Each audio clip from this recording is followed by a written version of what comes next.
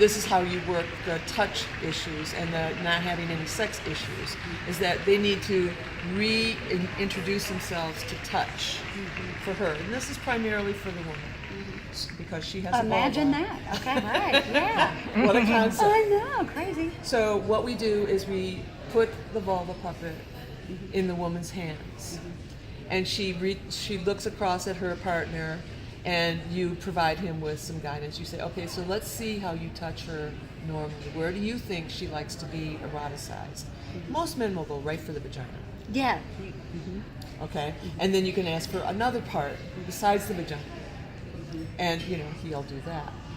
Then, and she's feeling this, and what she can do is she can respond to, that's too much pressure, that's too fast, that's the wrong spot.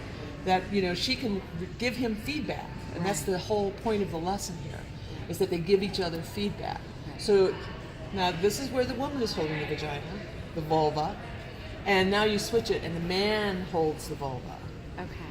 And you say to her, now, why don't you demonstrate by touching the vulva where you would like to be touched and how you would like to be touched. So now she's going, well, I actually like being touched right here at about this speed and about this density. He's feeling that. He's feeling how it's a very light touch. Right. It's a slow rocking motion. So, and then where else do you like to be touched? Well, sometimes I like to have my labia pulled a little bit. That's kind of erotic. I like that. So, and if she doesn't come up with these things, these are a list that you can provide them, so they have a list to go home and do some homework with. Wonderful. So you're not leaving them with, oh, well, here's the anatomy and see you later. Right. Yes, I love it. So this interaction is focusing on the vulva puppet, not their eyes or their bodies or each other, but on pleasure. So no matter what, if they stay together, if they don't stay together, if they're alone, they know how to give pleasure to a vulva. Wow. So it's a really invaluable lesson that you can use, and you can design it any way you want, but it's really key that they share wearing the puppet. I love that. So they get the idea of pleasure and how much pleasure and how deep and how hard and how soft and all of that with a puppet.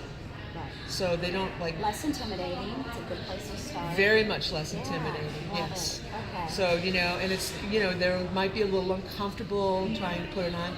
With a man, you can say, well, it's kind of for a catcher's mitt. Love that. Yeah. Yes. And for a woman, it's a baking mitt. Yeah. Thank An oven you. mitt.